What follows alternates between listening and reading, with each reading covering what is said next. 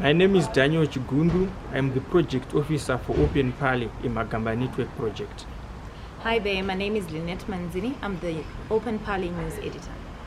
Open Pali is a project that is run by Magamba Network. It's an online platform that covers parliament activities like parliament sittings, committee meetings, and also when they are doing public consultations for either the budget or the new bills that will be coming into parliament. As Open Pali, we go out there, we will be streaming the parliament activities. We also write articles, and then we'll also be sharing the activities via Twitter for wider reach. So Open Pali, our target audience is between 18 and 35. So we go and meet the youth on social media platforms. The youth are on Twitter, Facebook, Instagram, and TikTok. So we produce content that we post on those social media platforms. So we've opened up Parliament because the youth normally don't have access to Parliament. So we have brought Parliament to Facebook and Twitter so that they get to participate in the national discourse. For those that know Zimbabwe, we do not have a lot of television stations, and also the coverage of Parliament by our television station is very minimum.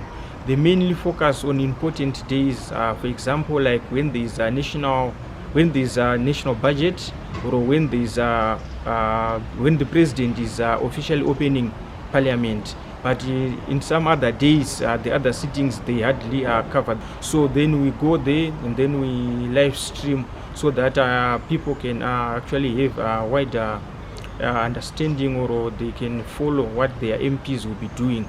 Because also the other thing is that in Zimbabwe, when our MPs have been elected, they hardly go back to their constituencies to give feedback. So this is part of our way of trying to bring a bit of accountability and a bit of trying to cover the gap between the MPs in their constituents.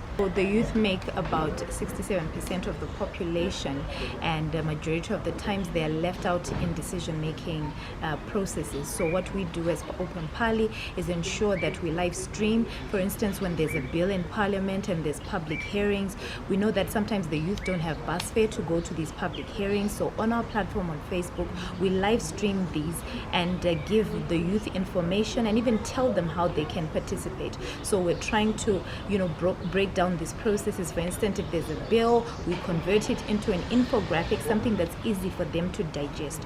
We also create platforms where the youth themselves can come and debate around issues, in the national discourse, and also interact with elected officials. We've done this on during our Twitter Spaces, where we invite MPs and young people to come and discuss a topical issue, something that is burning among the youth. In terms of impact, we've had a lot of positive impact. For example, we've had MPs referring people to our platforms to watch Parliament sittings. We've had people who think actually that Open Pali is the official page, especially our Twitter page. They actually think that is the official Twitter page of Parliament. We also have more followers on our Twitter page compared to the official Parliament Twitter page.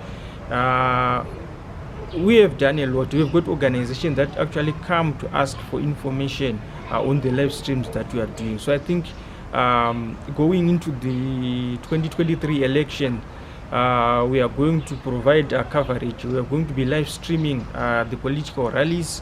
We are going to be giving a lot of information to young people on how to vote, how to register, what they need to vote, so that they may be able to make an informed decision when they go out to vote. On our platforms during the elections, we're going to make sure that young people's voices are heard. We give them a platform during our conversations. They're part of the panel. They get to discuss, the topical issues and be part of the national discourse. So be it on Twitter when we're having Twitter Spaces, on our video programs, our talk show programs, we also bring in the youth so that they can participate and add their voice.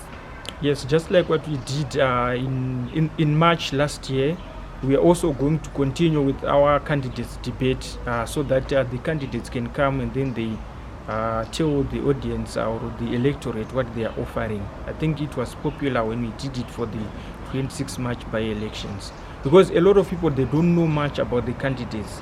because mostly candidates are elected from their political parties, but some of them, they are hardly known by the electorate. So we think the candidate debate is going to be very important, because that will be an opportunity for the candidates to actually give out their election manifestos, so that the young people then can make informed decision on who to vote for, who best represent their interests. One of the platforms that we use is the Twitter Spaces, and we have we have recorded numerous successes on Twitter Spaces.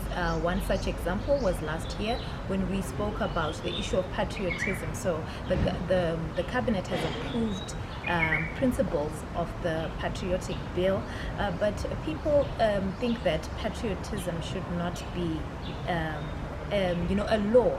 It should be something that comes from their heart. So a lot of people came to that Twitter space and shared their views on that. I think we had over 2,000 people attending that Twitter space. Young people showed up, gave their opinions, and because they wanted to be heard. So Open Party has been providing a platform for young people to express their views. Patriotic Act. It's not yet an act. It's not yet an act. It's a bill that is coming. So basically what this bill is saying, it prevents locals from engaging with foreign nationals, foreign organizations. It actually criminalizes it. Yes, it criminalizes engagement with foreign organizations without approval from the government. It also criminalizes publishing what they call falsehood about the country, or negative things about the country. So you cannot talk about corruption on media, on social media, or whatever platform. You'll be deemed to be unpatriotic, and then you can be arrested for that. It also prevents demonstration on public days. Like, for example, International Women's Day. Women cannot demonstrate on that day in solidarity with the day. Those kind of things.